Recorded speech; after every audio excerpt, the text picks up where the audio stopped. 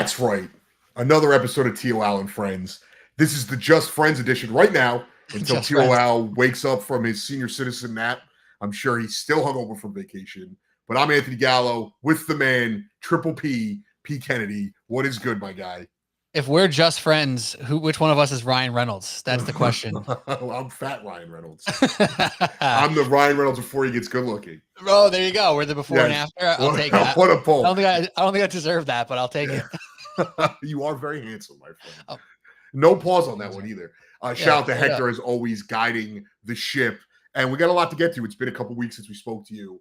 And as we wait for our resident senior citizen, Al, to get done washing his ass and taking a nap, we had some, I guess, crazy news today that ended up not being as crazy, but Justin Fields carted off the field for a bruised toe or something like that. His foot got stepped on, and all of Jet fans went completely, silent. And I got a lot of same old Jets, but I feel like it was the most, non-severe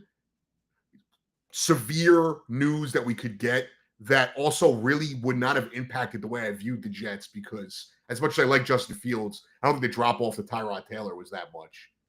No, it's facts. It's really one of these things where in the moment you had the entirety of the Jet fan base like go, are you kidding me? Mm-hmm. This is serious right now. Like we've hardly kicked off camp and this is the news that we're getting. Like, come on, you have to be kidding me. Because I think what Jets fans are going to be saying here is like, hey, listen, Tyrod Taylor, we know he's a good backup. We know he can play a little bit, but we obviously don't trust him to stay healthy. We're expecting to see a pretty difficult season anyway. Mm-hmm. Now we don't even get to watch Justin Fields. Like this is what's running through their head right off the rip of this news. The fact that it's a dislocated non-big toe on his right foot is about the best news you can possibly hear. Screw them toes, right? Who needs it? I just... My thing was, you always got to avoid the big toe and the pinky toe, because if one of those is gone, you're in trouble. But I guess him getting carted off is like, I'm not judging anyone, but he could have limped off for the sake of the fan, not to scare them, and it wouldn't have hurt him any more than he probably was already hurt.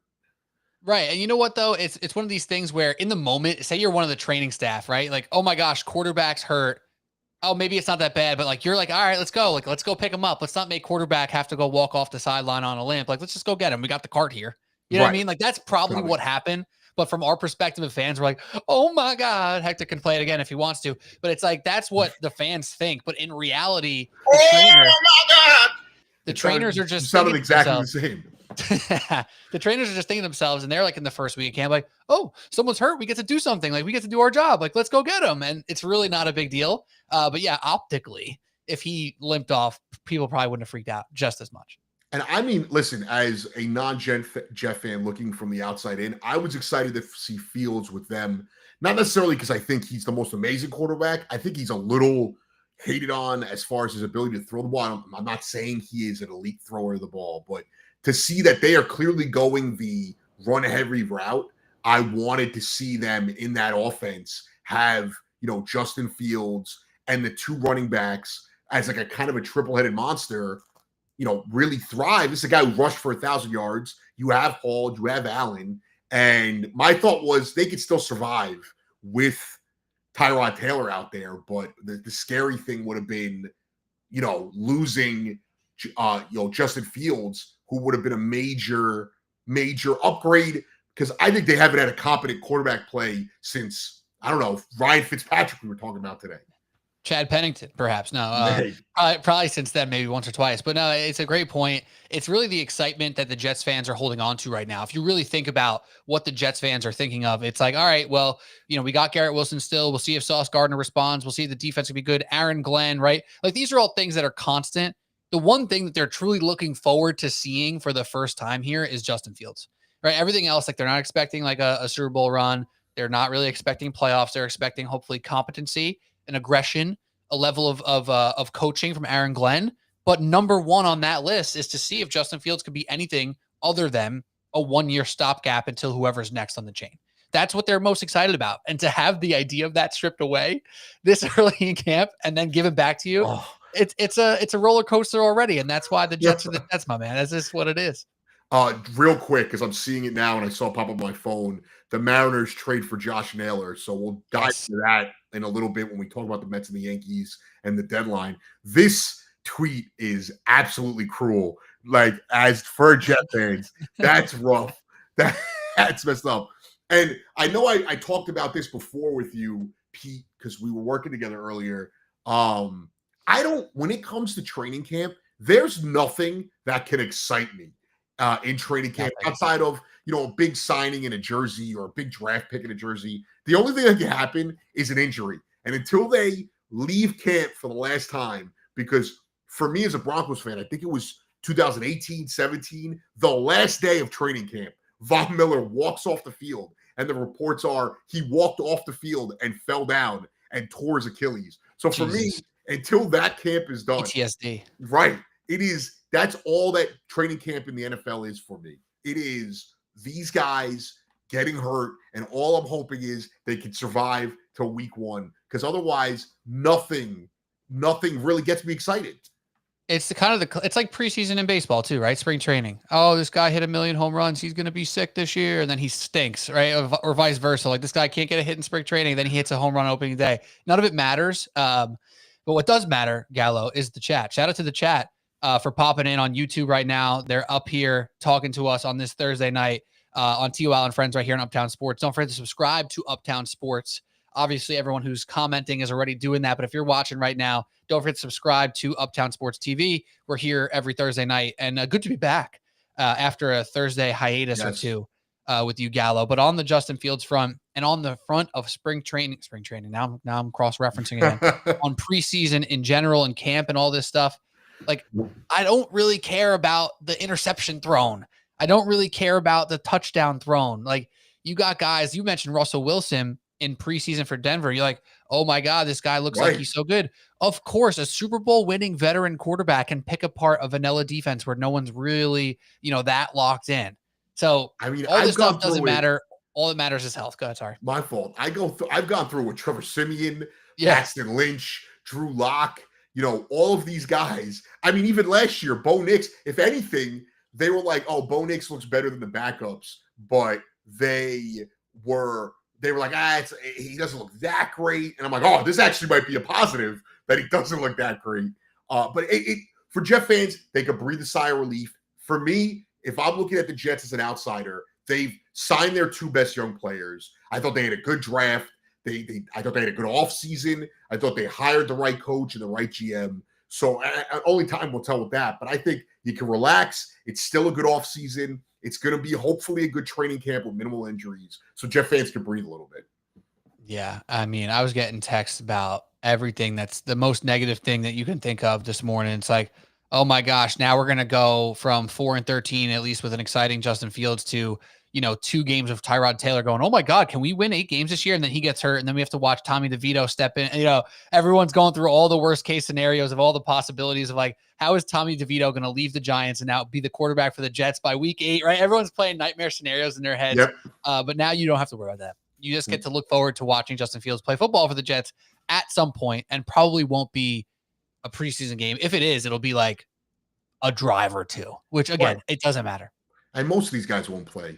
And obviously, the more we do at each show, we're going to get closer and closer to meaningful football. So we'll dive more into that too. Just wanted to, jump on the semi-breaking news. But going back to what we were saying earlier, to jump into the MLB trade deadline, the fact that the D-backs, and shout out to Roe in the chat saying it, I mean, this really doesn't matter as far as the player, but the fact that the D-backs are now selling on guys, this has to be a big plus if you're a Yankee fan that is salivating over Suarez. I've heard the Mets connected to him. Any of their big players, whether it's Gallen, Suarez, this, maybe in a dream scenario, Marte's available. This is the sign of things to come, I think, for the Diamondbacks, where you look at the Yankees and their biggest need, I think bullpen is a need. It's not their biggest need. And I think starting rotation, they need bodies. They don't necessarily need like an ace. So when you look at third base, it's the one place I feel like they can upgrade the most. And Suarez is sitting there now with a D-backs team that may be selling. Yeah, and that's the big thing now with the selling and the level of buying that the Yankees are going to do, right? Because it's one thing now for the Diamondbacks to put Eugenio Suarez on the board and available, right? What is Brian Cashman going to be comfortable with? And now we could open it up to the chat and to everybody listening. If you are a Yankee fan, or to the Yankee fans out there, or if you were a Yankee fan, I'll ask it like that. What are you comfortable giving up for a guy who's a 1-year rental in Eugenio Suarez, who's having a career year from a home run productivity standpoint? What's he at 30 plus already this year? Yeah. Eugenio Suarez. Like, what are you willing to give up? Are you willing to give up somebody who you expect or hope to be a true lineup mainstay in the future for a chance to win it this year and add a guy who can really be an amazing, needed bat and consistent third baseman in the lineup? What is the actual cost that you're willing to go for, Gallo? We'll go to you first. We'll hopefully get some comments here in the chat as well. Well, I mean, so I don't know who these. I just want to add the details to it because maybe it adds to this conversation. Braden Garcia and Ashton Izzy are the prospects traded by the Mariners. I don't know what those guys, their rankings are. But if I'm the Yankees, they can't be willing to give up much for Suarez when he is their best possible, I think, acquisition at the deadline, because I don't think there's going to be a ton of top-end starters. And I think bullpen-wise, everyone's always looking for it, and it's going to be more quantity over quality, and that's going to go for the Mets too.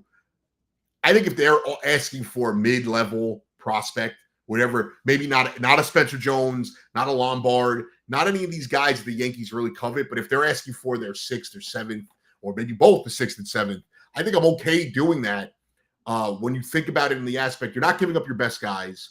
And when you look at the Yankees, like, you do have to capitalize on Judge a bit. But I also think that if you could go out and get a Willie Castro or an Ahmed Rosario type, one of these, two guys who do not, I'm sure Yankee fans hear that and they're rolling their eyes at me. They're two guys who are hitting 260, 270, which is an immense upgrade over what they have at third base. They're two guys who could play third base fine.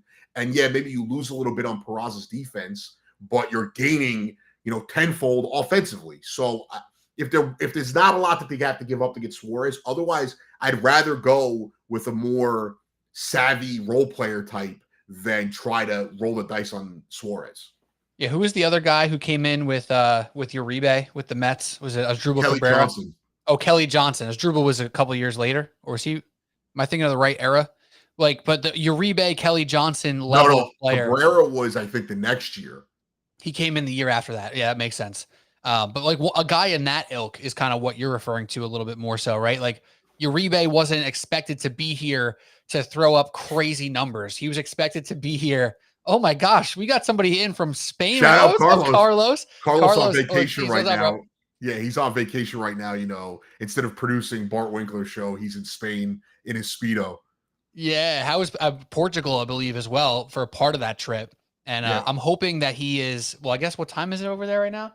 Bro, your sleep is all messed up. Ain't it like 2 a.m, 3 a.m? Hopefully you had some wine right now. You probably took a siesta. That's what they do. They sleep in the middle of the day there, and then they go out at like 10 o'clock. They're doing it right, bro. Carlos is just checking in to see if we bash the Cubs or not. So what we could say? I would say the Cubs got to 60 wins before both the Mets and the Yankees. So he's laughing from Spain right now. Well, he's welcome for Pete Crow Armstrong. So that 2.5 months of Javi Baez was electric, though.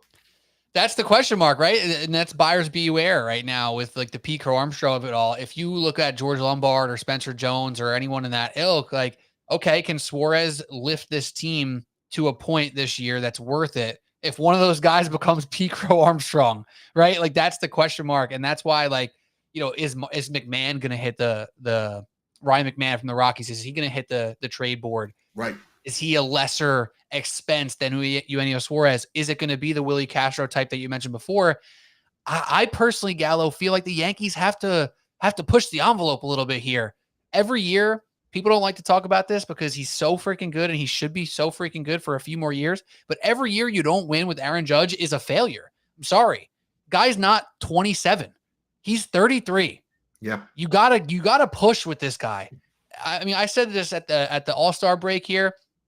Like, you can't sit here and look at this as a reason to stand pat with this team. You maybe not as playing as well as you can. You lost to the Blue Jays again. I'm sorry. Like, are you really scared of the Blue Jays in the playoffs? Are you really scared of this Tigers team in the playoffs? Like, you can't be, if in my opinion. Yeah, they're playing better than you right now. But this Yankees team has enough pedigree to win in the playoffs. And if that's the case, you got to go. So I'm with you, like Lombard and Spencer Jones. It's like insanely difficult, or even throw Dominguez in there, to think about getting rid of those guys. But I want them to do stuff. I want them to make moves, and I'd rather them kind of push the envelope a little bit, if I'm being honest. Well, I will say this. As much as I don't want them to trade a Spencer Jones, I think the thought process there is if you do trade a Spencer Jones, there's a good chance they chase Kyle Tucker hard in the offseason. So does Spencer Jones with Judge and Dominguez, maybe Bellinger back also, does he even really have a spot on this team that you need to feel like, oh, you may be missing out on a guy that is a cornerstone piece? And that's the other thing is too, and this goes for the Mets too. We don't even know how highly coveted like a Lombard or Spencer Jones is to the rest of Major League Baseball. We don't know how highly coveted a Jet Williams is to the rest of baseball. We may covet them, but I don't know if teams are looking at them like these cornerstone upgrades for their farm systems. Now, the Diamondbacks may not care about that. Right. Now, is there a way that maybe they could take a contract? I don't know. I'd have to look at their team who might be a bad contract. Maybe if they add a Spencer Jones, they could get a Merrill Kelly and Suarez, which would be a dream scenario for the Yankees, or a Gallen, but Merrill Kelly might be the better option at this point. So I guess that's really why if they get more, then it's like, all right, then you can have a Spencer Jones. So I'm looking at the top 100 prospects on MLB.com right now. The Yankees have 3 of them, and the top one is George Lombard. Look at Hector. This guy's so good. Can we give it up for Hector? I was looking at my computer. He popped it up like nothing right there. George Lombard's number 1 on the Yankees. He's number 30 overall. His overall rank in the country is number 30 right now. Carlos Lagrange is 95 and Cam Schlittler is 96. So those are the 3 top 100 guys, which leaves one obvious guy out, and that is Spencer Jones, a guy who, for all the home runs that he's hitting right now at the AAA level, there are some question marks as to what he can be at the next level because of, he's massive. He has a hole in his swing a little bit, but then when he hits it, it goes super far. So maybe it is the Spencer Jones type, like you said, and the backup plan is to go harder at a guy like Kyle Tucker, who's proven to be a top dude in the league. And again, maybe it's the Met fan in me who's looking at the Yankee fans that I've known my entire life saying, we can win. We're the best. We're the best. Now they're saying like, we're going to pull back. Don't do it. Don't push it. Don't go all in. Don't push all the chips in. It's like, bro, you guys are the ones who complain about Brian Cashman not doing enough. You're the ones who complain about Aaron Boone, moving and shaking the lineup every single day. If you get a guy who's actually a difference maker, that makes the life of Cashman and Boone easier day in, day out. Like, what do you actually want? You're complaining about one thing and then you're telling them not to do the other. So I don't know what it is that you kind of want when it comes to this trade deadline for the Yankees. It's a good point. Uh-oh. It's Hector's man. I was like, my God. Oh my God. I've been waiting to do that. I've been waiting to do that. I almost messed up by having my mic on mute, but we fixed it. Having this conversation with about Yankees, the Yankees at the trade deadline, you hit it right on the head, Pete. I agree with you 100%. Yankee fans, 95% of them get on my nerve, right? And it's for that approach or that attitude that you have. When they want Brian Cashman to go all in, they want him to go all in. But when it's time to go all in, they start to panic and they get a little bit scared. When you look at the Yankees' top prospects and people that I know that are connected to the Yankees, a very close source has told me that the Yankees got 3 untouchables. That's George Lombard Jr., Spencer Jones, and Cam Schlittler, right? When Yankee fans like myself are online raving about Cam Schlittler, saying, oh, he's the next Garrett Cole, he's the next best great Yankee pitcher, blah, blah, blah, blah. That's one thing. But when you have Carlos Rodon, Garrett Cole, and Max Fried fanning over Cam Schlittler and his makeup, then you need to start paying attention and maybe he becomes untouchable. When it comes to Eugenio Suarez, he's a rental that's 34. He's going to be 35 years old next year.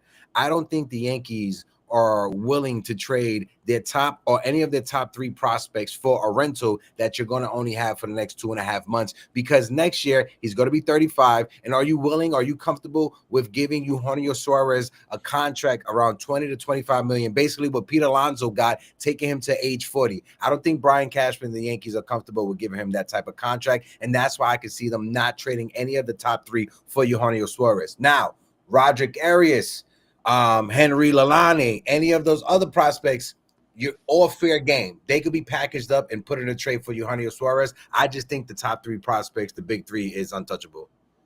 Well, that's good insight, because I didn't know how they view it with the Yankees. And if that's the case, then they probably can make a move for Suarez. But there's other options. Like I said, like I know people laugh at the name like Ahmed Rosario. He's like a career 275 hitter. And you look at Willie Castro, who plays multiple positions and is an immense upgrade at what they have at third base. And it doesn't really, he also gives you the ability to plug and play. And he's a guy I want the Mets to chase, because he's a guy that they could play anywhere in the field outside of catcher, and you're not going to need him at shortstop. I think the one thing, too, that has hurt the Yankees, no matter how much they loved Lombard, the fact that Volpe is not developed has probably made them hold on to Lombard even more if there was a huge Yankee player. And Carlos Ortiz put it right in there right now. How many times do Yankee fans that are holding on to these prospects, how many of these prospects have we heard about that just never panned out for the Yankees? Jesus Montero, all we could go along all the lines. These guys they trade that nobody wants to trade, and they end up being not that great. And the guys they hold on to are the ones that end up being good. Aaron Judge was not a highly touted prospect, and he ended up being their best one maybe ever since Derek Jeter. Like, who was the guy who was up with Dylan Betances? Was it Benuelos? Manny Benuelos. He was another one who was supposed to be like a Johan Santana type, and he never was anything. Right. So I trust Cashman first and foremost. I know I'm a Yankee fan, and a lot of Yankee fans have lost faith with him. I trust him to make the right moves, and he can make moves, and a lot of people will love it at the deadline. And then if it doesn't work out, we all hate it. But it's like, well, he did his job at the deadline. It just didn't work out.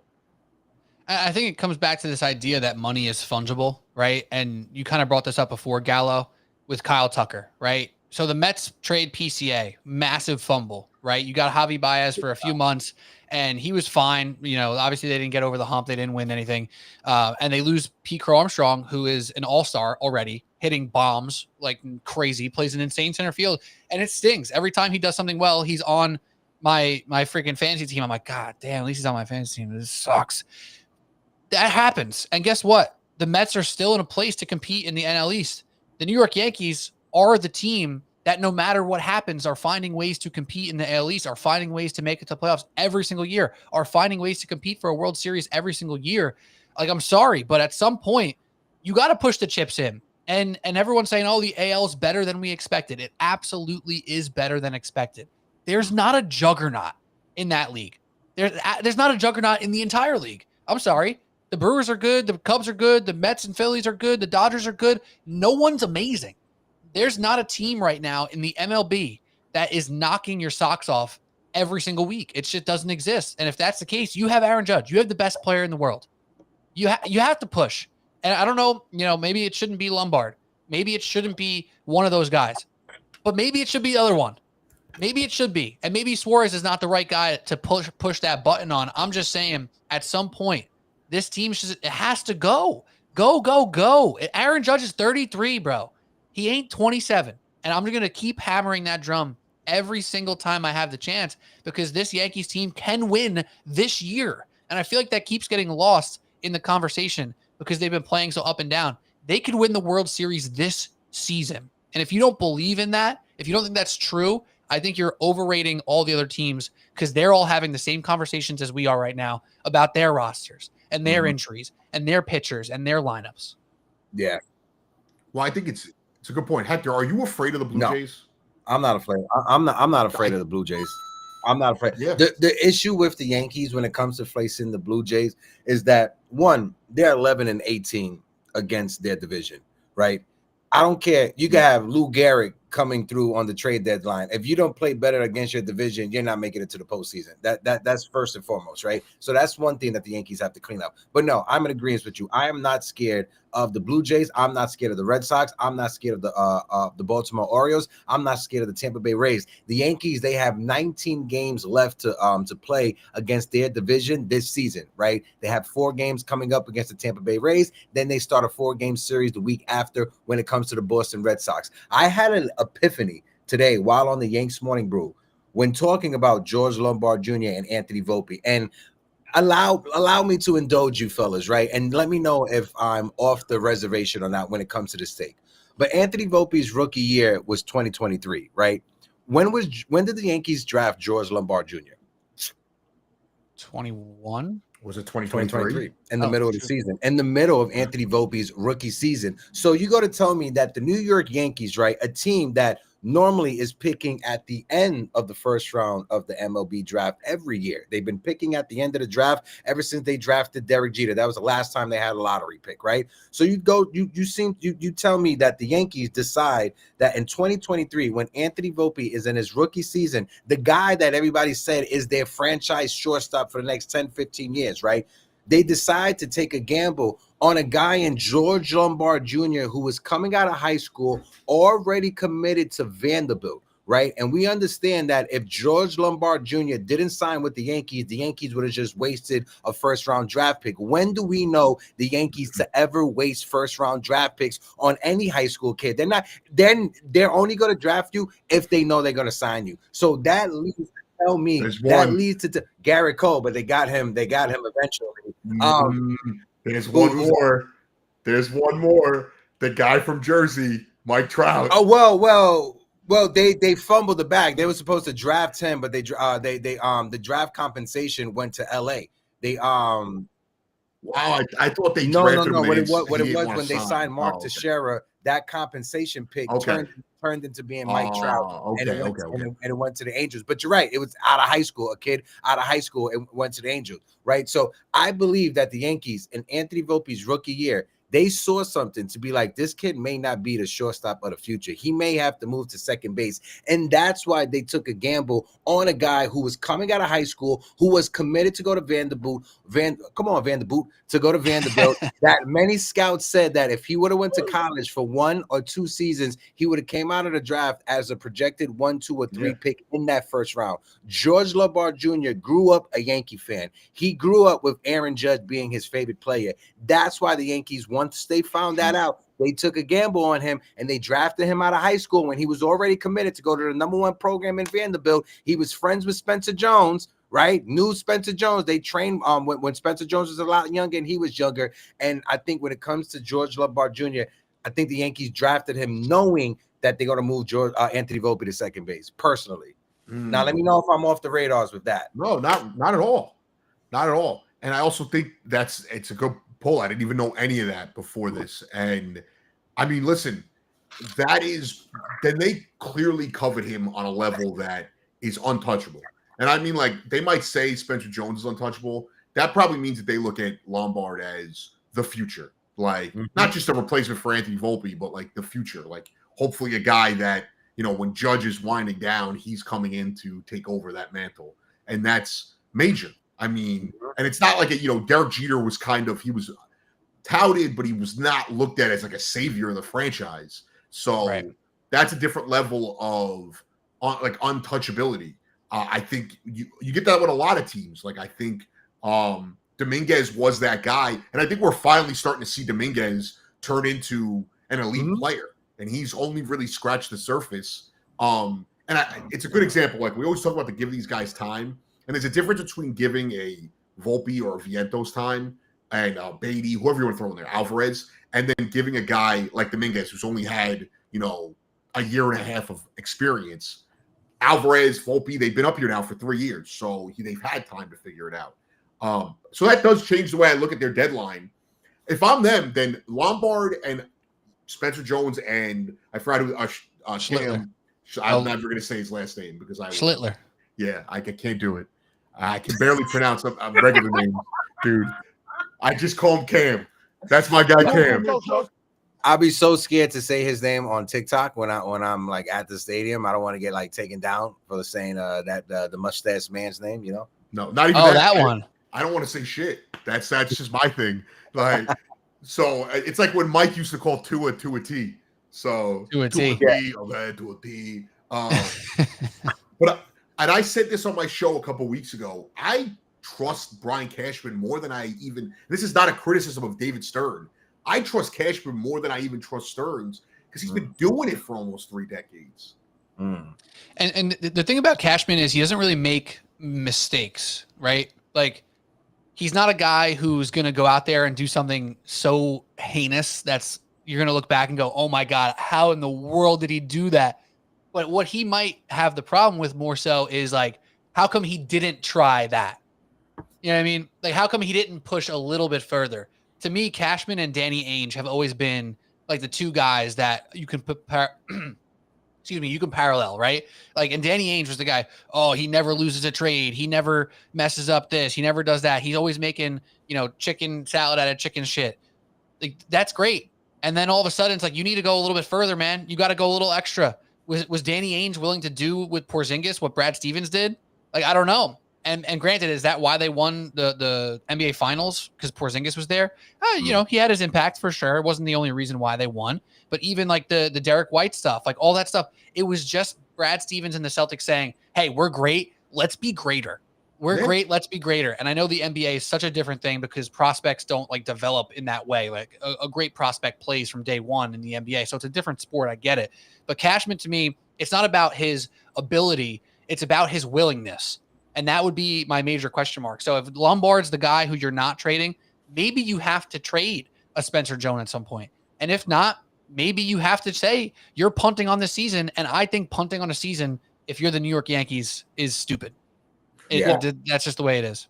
What would it have to take, Hector, in your opinion, as the Yankee fan? Let's throw Lombard out the window and Cam S out the window. For them to trade Spencer Jones. Schlittler. It's not that hard. Schlittler. Dude, I can't pronounce regular names. I'll give you right now. You could throw Cam Schlittler into that conversation, into that trade, right? I'm willing to trade Spencer Jones and Cam Schlittler, I'm willing to put them as the headliners in a trade for only one player. It's only one player I want to do that for. Y'all know who that player is? Is third baseman? Not Manny Machado. Nope, he's not available. Brett Beatty. Jose Ramirez. Because there you go. If the Cleveland Guardians are signaling to the league that they're listening to trade discussions or trade packages around Steven Kwan, you cannot make me believe that Jose Ramirez is not the next person that's available. Or since he has a no trade, they'll call him up. Jose, you give us your teams where you want to go, and you let us know where you want to land. And that could be a scenario just like the way that the Yankees landed Giancarlo Stanton. The San Francisco Giants probably offered a way better package for Giancarlo, who was coming off of an MVP season, than the New York Yankees did. But he said, no, I want to go to New York. And if Jose Ramirez decides, no, I want to go to New York, I'm going to be pissed off because he's going to wind up in Queens.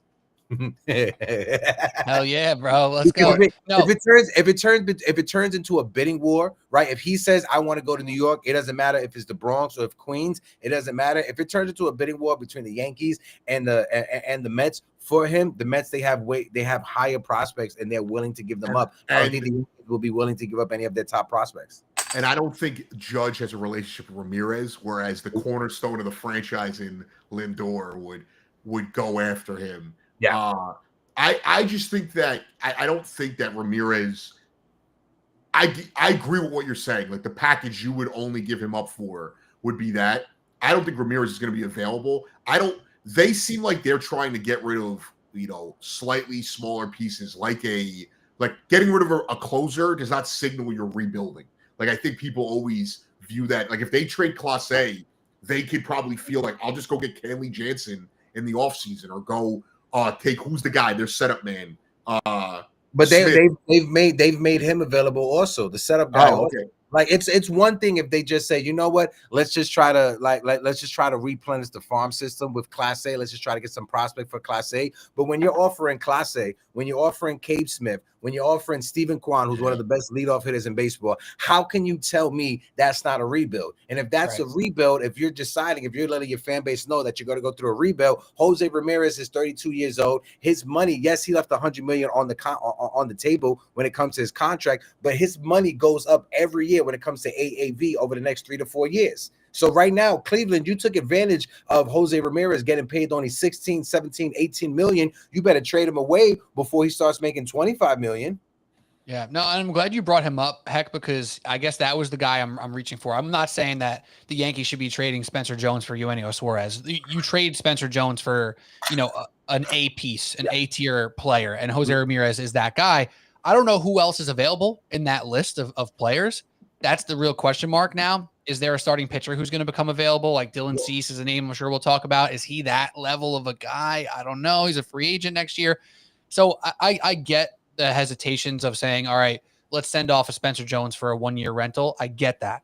When it comes to a Jose Ramirez type and somebody even close to his range, which Suarez is playing in that range this year from a hitting perspective, just to throw that out there, like then you got to cross that bridge. And my reservation, my fault, Gallo, real quick. My reservations again when it comes to both Eugenio Suarez and Ke'Bryan Hayes. One, when it comes to Ke'Bryan Hayes, he's been up since 2020, COVID season. That's a wash or whatever. But in the 5 years, he's been he doesn't hit, but his defense is elite, Gold Glove defense. But in the 5 years he's been in the big leagues, he's only played in over 100 games in a season twice. One was 130 something games, and the other time was 122 games. He is very injury prone. This year he's played in over 90 games, but at any time his injury concerns could just pop up, and he could be on the IL for a significant amount of time. And when it comes to Eugenio Suarez, if Yankee fans have their reservations on Anthony Volpe and his defense, what do you think Eugenio Suarez is going to add to that left-hand side of the infield when it comes to his defense? His defense ain't nothing better. His defense ain't better than Anthony Volpe. Well, go to a point that you just made too about that. It's not like the Yankees need a huge upgrade offensively. They just need an upgrade at third base. When you look at, let's take the Blue Jays, for example. That Blue Jays lineup, you could tell me the names. Those names, like even Vladdy, a lot of those guys are in the low 800 OPSs. Dominguez, Jazz, Aaron Judge, Bellinger, they're all having like high 800 OPS seasons.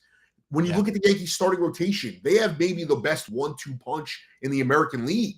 Like, yes, Tariq Skubal has been great, but when you look at what Rodon has done behind Fried, they might have the best 1-2 punch in the American League. Mm-hmm. So do they necessarily need to go out and get a big bopping name? Like they don't, again, I'm not just going to keep throwing the names out there because they're the ones on the top of my head, but like a Willie Castro, like, yes, he's not sexy, but it's not like they need to go out and get this superstar. They need to be competent at the places where they're struggling right now. And then you look at it, it's the antithesis of last year's team. And that's another big point. I was on my TikTok, Subway Sports Talk, like talking about, what the Yankees need to do and this and that, and talking about how this year's team is better than last year's team. And some people are saying, well, they had Soto last year. Last year was better. I love Juan Soto. I am not going to pretend like he didn't help immensely with that team last year. Like he wasn't awesome for that team last year. They're better now.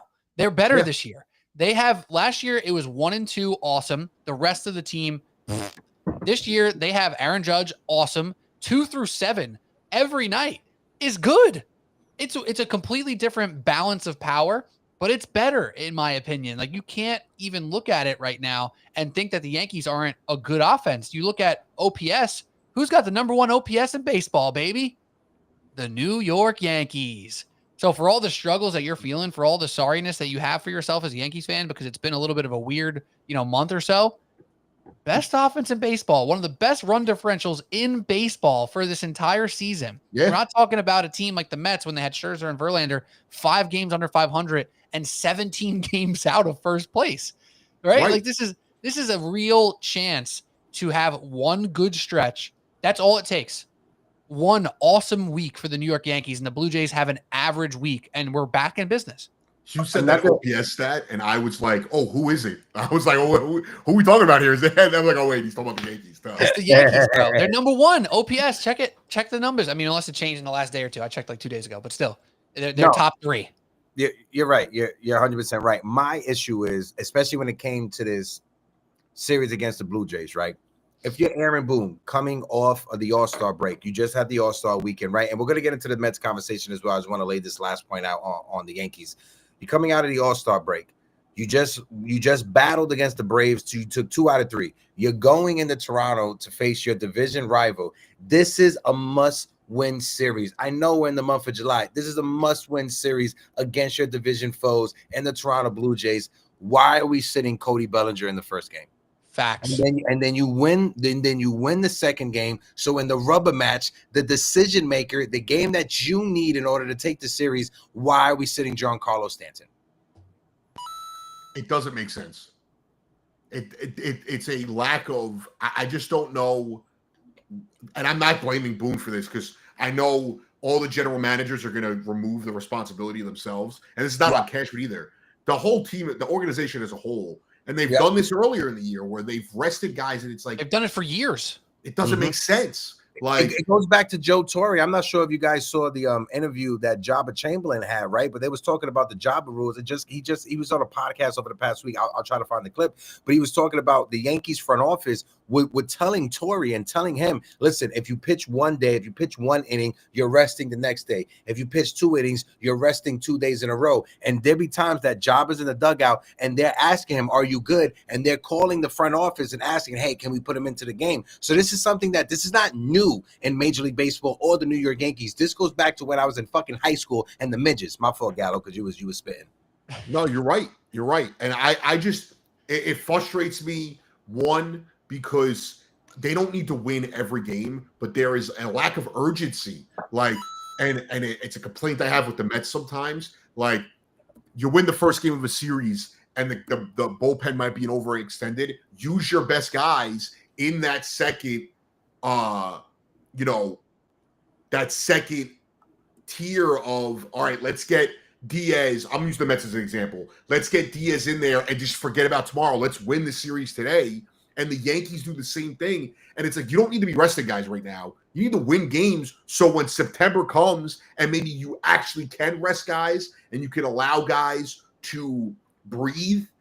All right, we're in the playoffs. It's fine. And we're going to give you a few days off in September as we lead into the postseason. Right now, against the Blue Jays, is not the time to do that.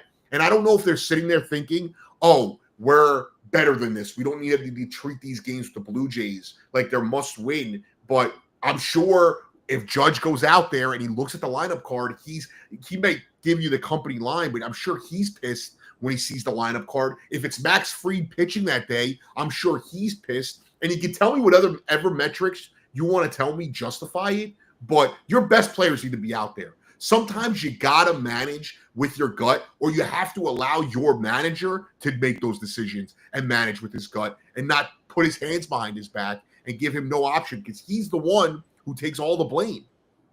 Yeah, I worked with Evan and Tiki today. Gallo, obviously you saw me there, and we were doing our little pre-production hangout, talking through whatever.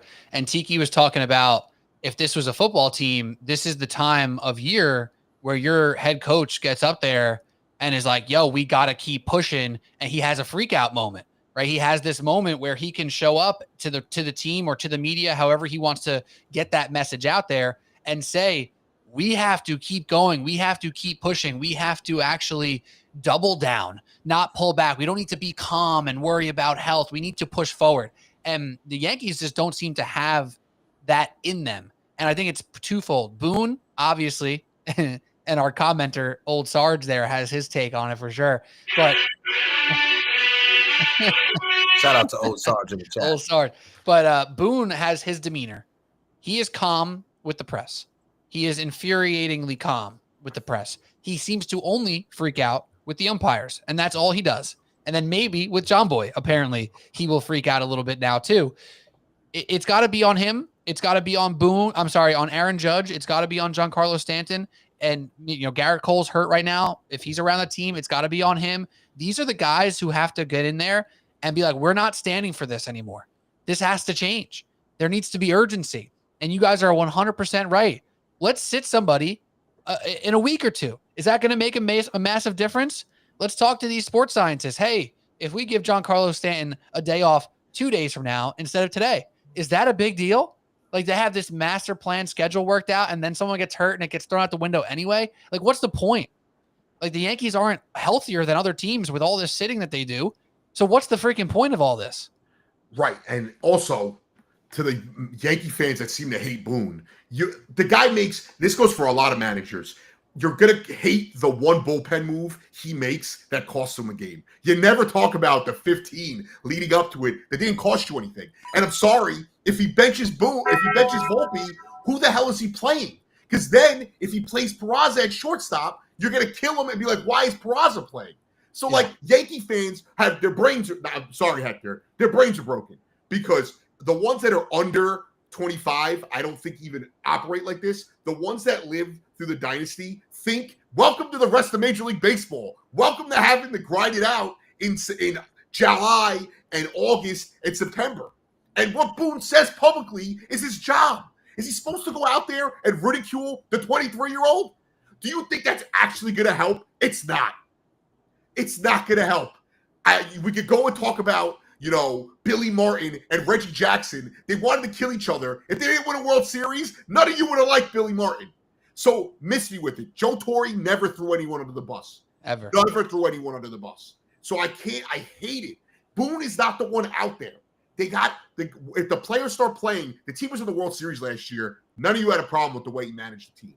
Now, and it's like he didn't drop the ball in the outfield. He wasn't the one who forgot to cover first base. That was his Cy Young and his MVP. Like, at some point, you got to take a chill pill. And if they make the right moves at the deadline, none of this is going to matter. And we're all going to be singing about how great Boone is and how great Cashman is. And it's the Yankee way to be back in late October playing baseball games. It's facts, bro. It's facts. And, Evan and I'm not even a Yankee fan, and this frustrates me. Dude, same. It drives me absolutely up a wall, bro. And Evan and Tiki played the clip of Terry Collins in the press conference of 2015 or whatever, where he just went absolutely, haywire for 4 minutes straight talking about, everyone in here, that if they're not going to give it their all, there's 30 guys on the AAA roster who want their seats and like this and that. And there might be a time and place for that. Whether Aaron Boone, and somebody in the comments said this, like what he says publicly and what he says behind closed doors, what he says in the clubhouse to these guys might be different. And hopefully it is. Because if he spews the same BS that he says to the public, which he doesn't owe us much outside of just availability, right? That's all he owes to the public legally is availability and a couple comments here and there. What he's saying to them, that's what really matters. But I also want to go back again to it. How is Aaron Judge leading this locker room? Is it just simply by example? Because if so, maybe he graduated from that. Maybe leading by example for Aaron Judge is not enough anymore. Maybe he needs to step up and have a press conference and go, this is pissing me off. And that it doesn't have to be a freak out. It doesn't have to be a clip that's going to go viral. That's going to be crazy, crazy, crazy. But it needs to make everybody in that locker room go, oh damn, Captain is he's upset. I better tie my shoes tight and slide for that ball in the gap today. Yeah, no, you know what I'm saying? Like, and that's all it takes sometimes. I don't disagree with that either. Like, and I'm not blaming Judge, but I agree with you saying like maybe he needs to be the one that steps up and says something. Right, and it doesn't need to be something that we ever hear. We might not ever hear it because Aaron Judge puts his ass on the line every game. Every game. What was that game? Like a week and a half ago, he made 3 like insane plays in right field. Had a couple hits. Maybe he actually didn't even hit that game. He just had a couple sick plays in right field. I forget the combination. No, it was a game right before the All-Star break. That's the right game before the break. Carlos Rodon went 8 innings and he dived in right field to make the last out in the 8th. It was an insane play that superstars are not willing to make a lot of the times, especially right before the All-Star break. Are you kidding me? Like Aaron Judge, probably the Yankees brass is probably watching him slide into right field near the wall and be like, yeah. Oh my God. But he's that good and he's that dude. Yeah. So perhaps it turns to him at some point. And I know a lot of people try to poke fun at the stats and criticize him for his playoff stats. His regular season stats are obviously off the charts incredible. And maybe there's a little bit of an extra percentage point that he can flip in the direction of this team if he shows a little bit more verbal urgency. I just want to say real quick to your point. We have 380 people in the building rocking out with us, guys. If you guys can hit that like button, hit that subscribe button. On YouTube, we're sitting at 5,595 subscribers. We are on our way to 6K. We are right there. So if you can help us out, drop a super chat, drop a $2 or $1, whatever you guys can do. It helps when it comes to the algorithm over here on YouTube and it comes to supporting the channel. Make sure you guys go and follow both Gallo and Pete on their social media platforms. The links are in the description down below. When it comes to Aaron Judge, Gallo, no need to apologize because like I cannot stand like 95 to 98% of Yankee fans. And I like to give Boone some grace because as somebody that's like being around the team, like for like the press conferences and stuff, you hear the same question being asked to Aaron Boone just in 3 or 4 different ways. And it gets annoying day after day after day. Somebody that had a dumbass fucking question to Oswald Peraza this past week was Randy Miller, which was a horrible question. He got roasted on Twitter for that. But I want to play this interaction between Boone and John Boy real quick. It felt, and he was everyone's different. Stop with the reaction of how a guy answers a freaking question. It's not, but it's not one guy. It's like, okay, we got to win. We are obsessed with it and hell-bent preparation-wise, and guys give a rip, okay? So this is great, but this doesn't come through. Because everyone handles things different. Like, stop it. It doesn't mean a guy cares more or less because he dives into home plate, okay? Sorry. They're not robots. Well, okay? Yeah, that's what I want. Yeah. I want more non-robotic answers. I don't care what you want. All right, well, I'm just letting you know. These are answers of pestering everyday questions. It felt, and he was everyone's different. Kudos to Aaron Boone. I love that. I love it. I love the way that Aaron Boone reacted and responded to that. And you see how he caught himself. He was very like, "Well, stop with that." That you could tell somebody from the Yankee PR like tapped his leg because he was like, "We got to do better. We got to go out there and do better." But credit to Boone. And it was a great interaction because honestly, I enjoy those interviews with John Boy. They clearly have a good relationship, and John Boy does a good job, asking the questions in a better manner than a lot of, and granted, these guys that follow these baseball teams, like that's not an easy job either. So to the press out there too, it's not easy to come up with a question every day when you kind of know the answer you're going to get. And I will say this, like if Boone is, let's say they fail at their goal this year and Boone gets fired, whatever manager they bring in is going to have impossible expectations to fill. And it's going to be on Judge to have that guy's back. It also would be nice if Judge, and this is again, I am not saying that he doesn't have this guy's back. It would be nice if Judge just came out and said, "What do you want Boone to do right now? Like we are failing him as a team. Right. Like it is not him failing us." And that's what I truly believe. Like if he came out and threw Anthony Volpe under the bus, I'd kind of crush him for it because it's not going to help Anthony Volpe. He may not be that guy. He may be that guy. We don't know. And I've seen it across town. Met fans killed Pete, they killed Nimmo, they killed Lindor for not being leaders. And then reports came out that they were gigantic leaders, that in 2021 and 2023, Lindor and Nimmo were the 2 biggest leaders in the clubhouse trying to get those guys going. And we don't know what's being said behind closed doors. And I don't think that's why the Yankees are struggling. They're also not struggling that poorly right now. No. They're a lot to make the playoffs. Like, that's not the goal. But, like, let's freak out if they don't make the goal of getting back to the World Series. Like, let's freak out then. Right now, what I'm seeing is a good baseball team that just had their worst possible month that they could have, and they're still right in the thick of things. Yeah, and I think with that being said, is it time to move to the New York Mets? Heck, you got anything more to add on the Yankees there? I just wanted to add one thing because I'm not sure if you guys was knowing about this, but this is something that we were discussing earlier on the Yanks Morning Brew, shameless plug. But when it comes to Anthony Volpe, this happened on May 3rd, right, to start the season with Volpe. We watch him a lot of times. You get overextended, and when he goes down, maybe he felt like a little tweak, a little zap. That don't feel good. No, not at all. Boy, from that moment right there, Jeff, to Anthony still being in the game. Ooh, a twinge. Meredith Marakovich was asking Aaron Boone a couple of days ago, she noted that Anthony Volpe is always favoring his left shoulder, which is of his fielding show with his glove. He's always icing it, and that happened ever since he injured himself on May 3rd. And Boone tried to skate around the question. Ricky Ricardo, he did an interview with a Spanish news outlet. Shout out to Ricky Ricardo, a fucking absolute legend. Legend. I have the video right here. I was able to translate it, so it has some English subtitles. Hold on, let me see if I can get it for you real quick. Just give me 2 seconds, and then we could jump into the Mets thing real quick. I just wanted to get this real quick. I have it uploading. Well, why you do that? I have one more thing to say on Volpe while you get that set here. So I made a take on my social medias, on TikTok and Instagram and whatever, YouTube, Subway Sports Talk, about Anthony Volpe, and I equated him to Daniel Jones, right? Is Anthony Volpe the Daniel Jones of the New York Yankees? Now, I don't believe that that's true. It was just an observation that I thought was interesting here.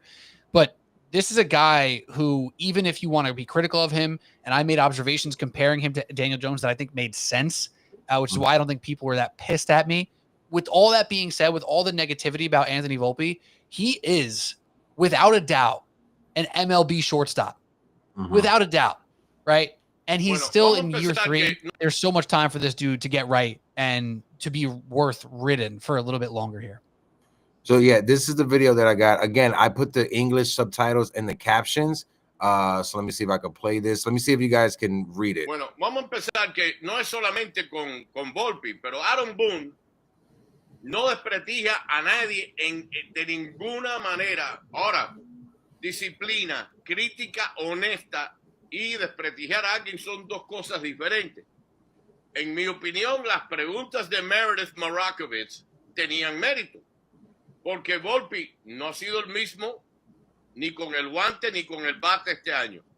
Si no se le puede preguntar a un manager de pelota sobre de la forma que está jugando un pelotero, que no te dé una respuesta honesta, limpia, verdadera, entonces, ¿qué estamos haciendo aquí? ¿Hasta dónde hemos llegado? Ahora, exacto. Aaron Boone, parte de la razón que los jugadores le gusta jugar por Boone y lo respetan es que Boone, número uno, los protege todos. Ahora, ya lo de Volpe llega a un extremo, en mi opinión.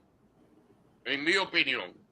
Lo de Volpe llega a un extremo porque es casi que no se le puede decir nada negativo ni hacer una pregunta. So basically what he's saying is that when it comes to Anthony Volpe, you can't say anything to him. It's like Anthony Volpe is the one guy that Aaron Boone goes out of his way to protect. And like he said, the question that Meredith Marakovich asked him, it had some merit because Anthony Volpe has not been the same ever since he injured his shoulder and he came back. Anthony Volpe, again, it was at the beginning of the season. In the month of May, he hit about 260. He had 1 home run and he scored about 11 runs. He has not been the same ever since he injured his shoulder. And like he said, if you can't get an honest and clean answer back from your manager when asking about a certain player, then what are we doing here? And I think that was a solid way that Ricky Ricardo put it. It's fair. It's definitely fair. Great.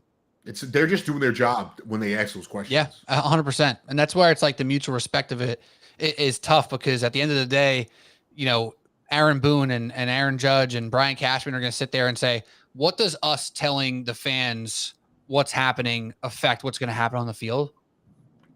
Perhaps it doesn't at all, right?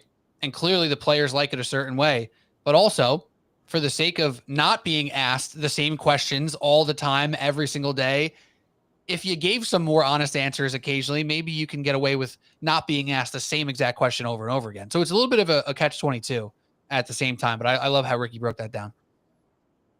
Well, also, if he just answers that, yeah, he's banged up and he's playing through an injury, wouldn't that be a good thing for him? And people would just Tough like, oh, man. look at how tough he is. Like, that just feels like it would only help Volpe.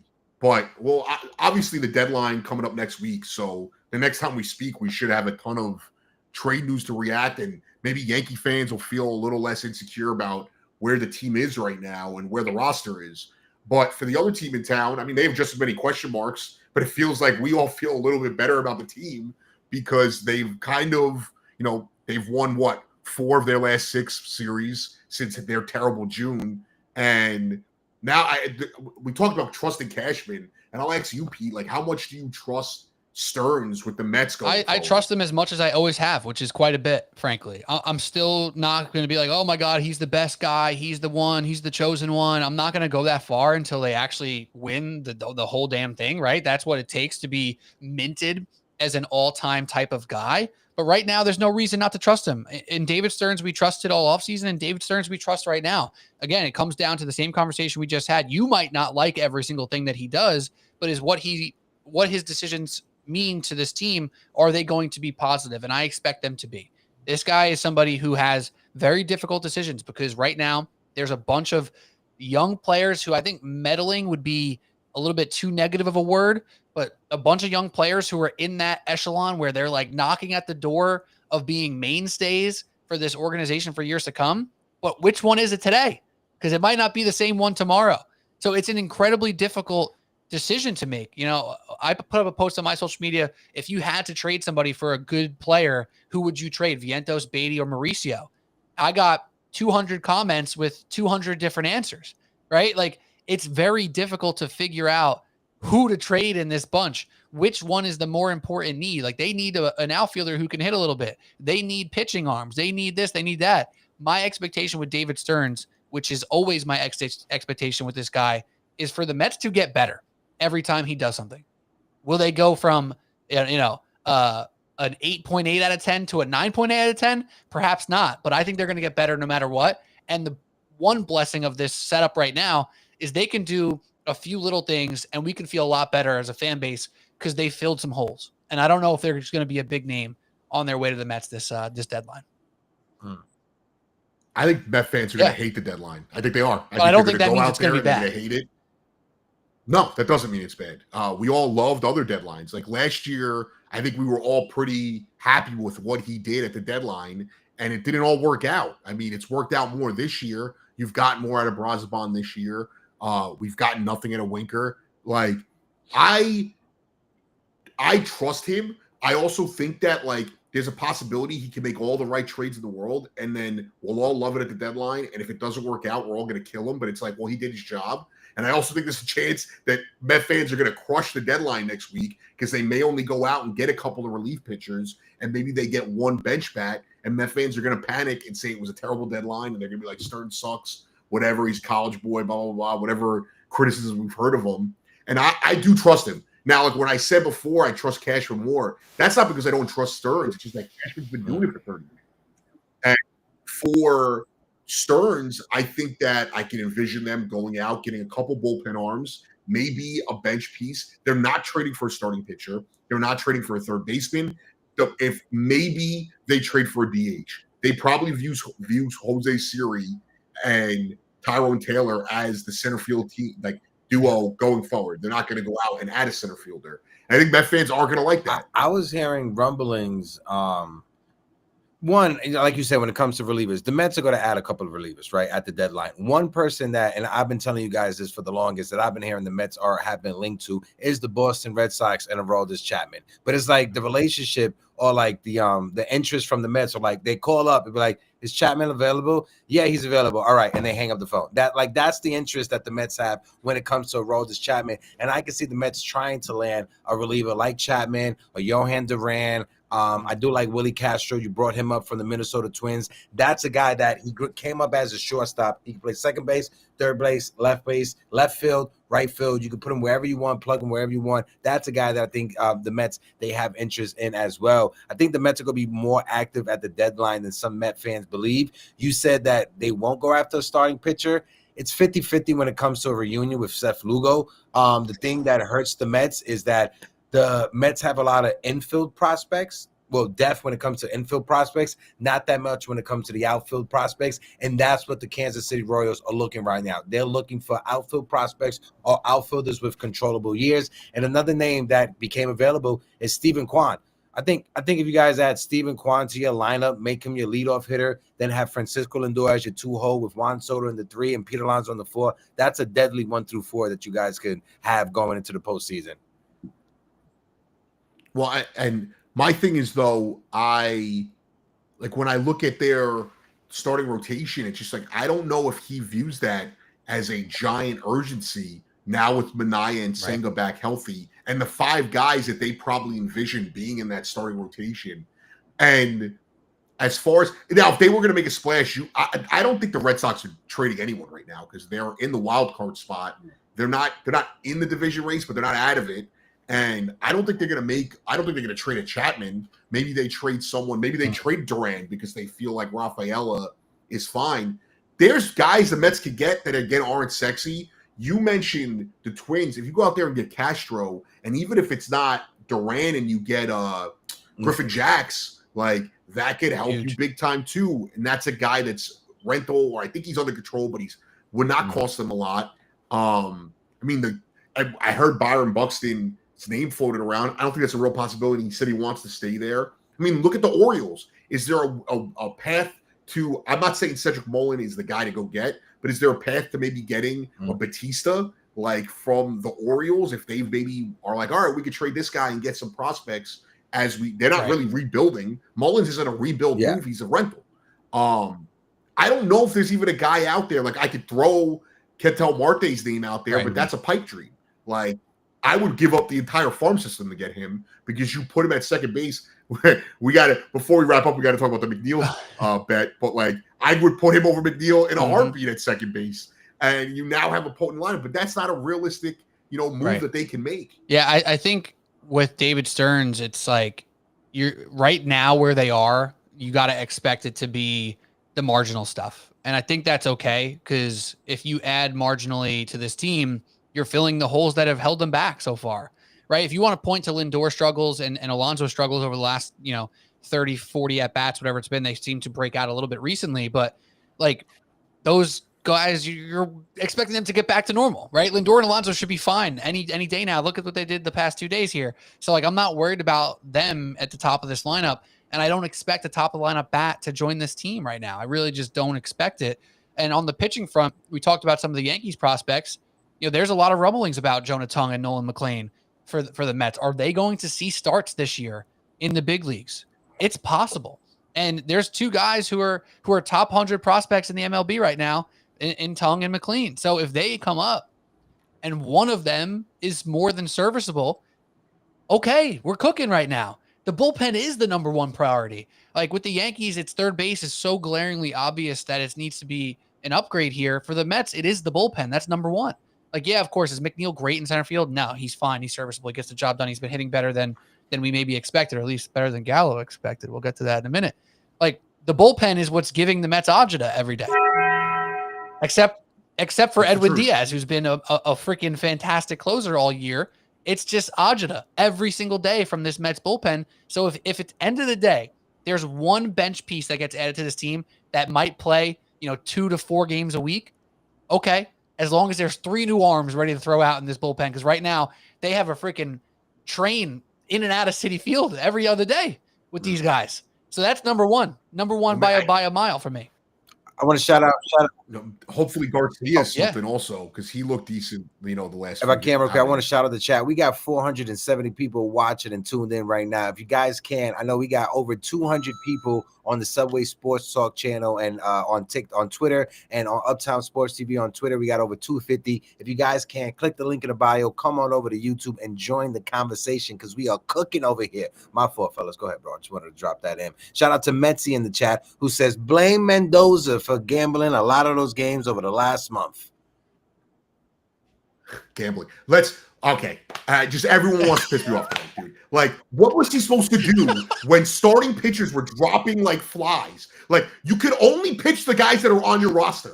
Like, did you want him to go Bartolo, come out here. Johan, you're at our fucking facility. Come pitch for us. Like, it's so ridiculous. Like, the guy has to work with what he has. Did he think that Vientos and Alvarez were not going to hit at all for 3 months of the season? It's delusional. I make fun of Yankee fans. Met fans are just as bad. I'm just more used I didn't to know. I didn't know delusional. this lore of like Mets fandom and like Gallo getting upset like that. I didn't know this lore. Bro, when Waddell is the guy in the pen who actually can throw for 3 innings, like of course he has to do it when the Mets starter only went 2 1/3. Like, what do you want him to do? Yeah. Diaz, come throw 4 innings. Like, what are you kidding me? No, they're using bullpen arms for 6 innings a game for a stretch there. Like, of course, it's going to feel pretty damn thin, and they're gambling by putting out a guy we've never heard of in a high leverage spot in the 5th inning because there's nobody else to use. Right. How do you justify putting Blackburn in when he wasn't ready to pitch on Friday the 13th?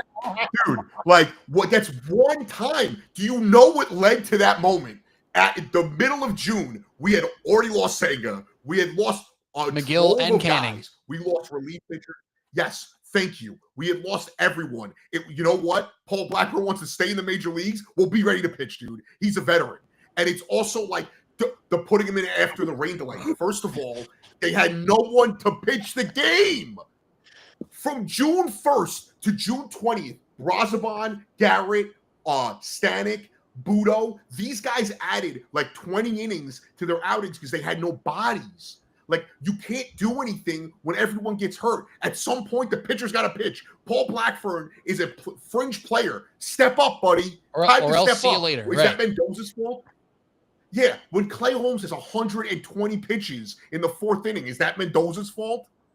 Like, it's so ridiculous. I'm calm. I'm zen. I just want to say we like to have check-ins when it comes to mental health, right?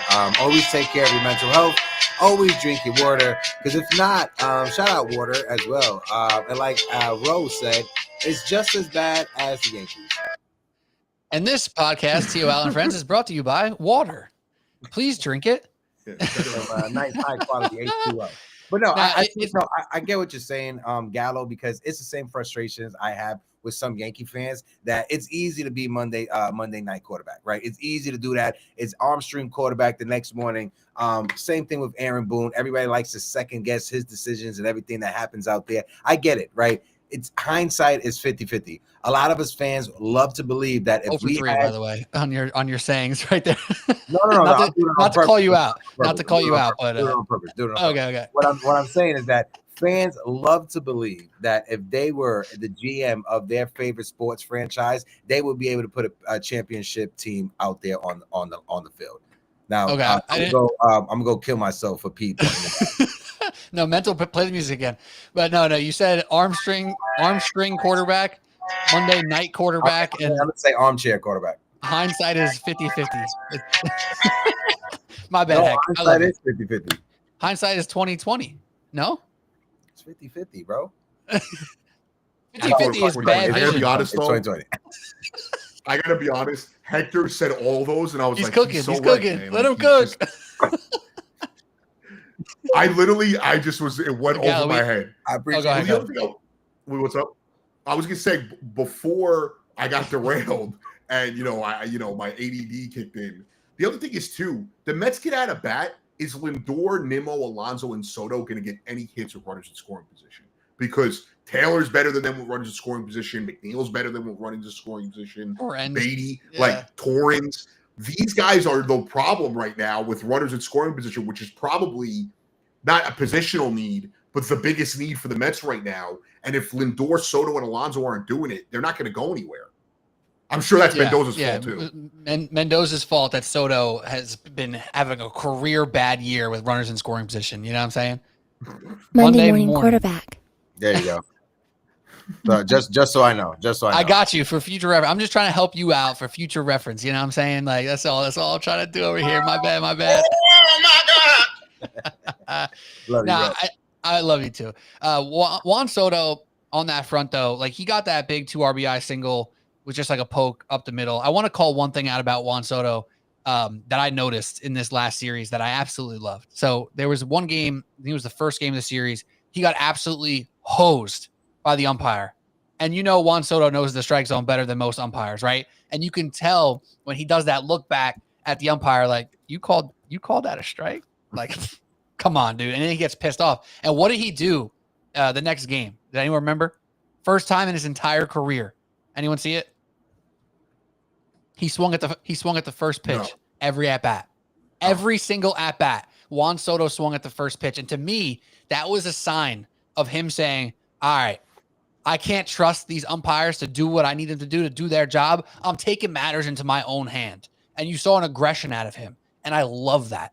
And I think this June and July that has been really good for him so far is about to turn into a end of July and August that's going to be, on the levels of epic. And I think this running against the worst position thing is going to flip in the right direction. So I'm feeling positively about this. I was sad today that the Mets didn't have a game because I've been so looking forward to the games over the last week. So I'm locked in and I'm pumped up. I'm the same, dude. After they win a few in a row, and I'm like, dude, they need to keep going. I don't want any more off days until they lose again. But I agree, and I think Lindor. Lindor yesterday and Alonso yesterday getting some big hits is good to see. Alvarez. I was there Tuesday night when he hit the homer. Alvarez getting going is good to see. They got I know Senga had a bad start, but they won the game, so it felt like a wash. Mania looked good yesterday. Like everything feels to be. Montas looked really good in my opinion on Tuesday. Everything seems to be going into place, and if they could just start getting these hits with runners at scoring position, they could take off, and whatever they get at the deadline will just be a cherry on top. I'm calling it right now. I said it the other day when I was at the Mets game yesterday. Juan Soto is going to go off in the month of August and September. Juan Soto, every year, his batting average is always around 280. It's around 258, 260 right now. Last time I checked, in yesterday's game, I didn't see today. Juan Soto is going to have a hell of a month of August and a hell of a month of September. And this is going to be when Met fans become the most irritable, right?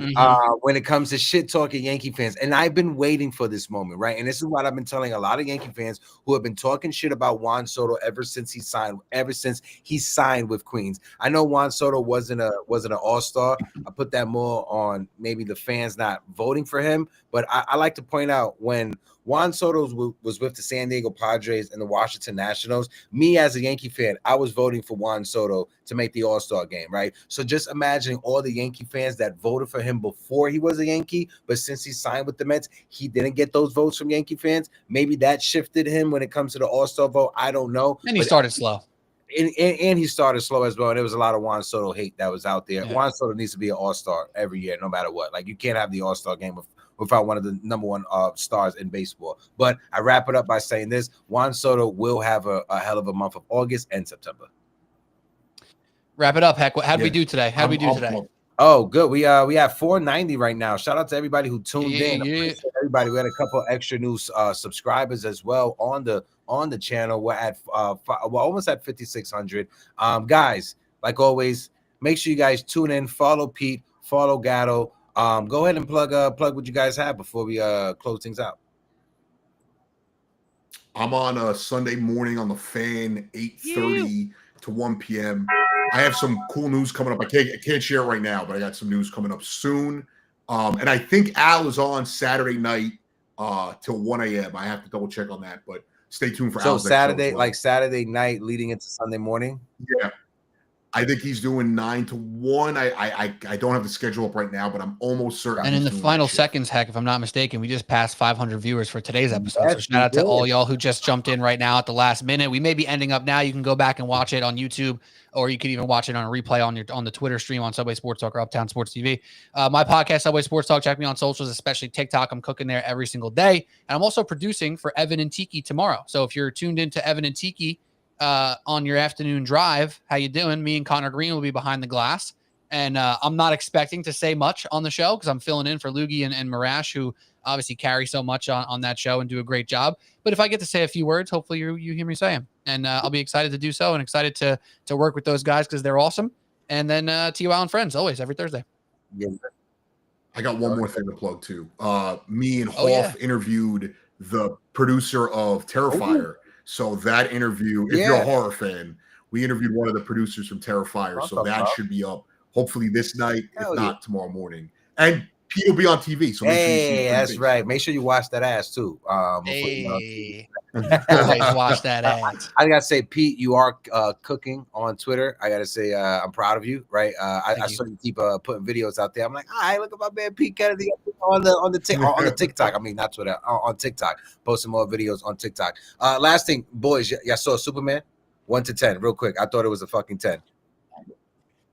I thought it was an 8 out of 5. Which haven't is a seen good it yet. score for me. For 10. It's a 10. All I'm saying is a 10. No spoilers, anything. I just said it's a 10. It's a 10. I loved it. Superman and Fantastic Four, I got to get to the movies like ASAP because I'm freaking out that I haven't seen either of them yet. Fantastic Four came out today, but I'm so damn excited to see both of them.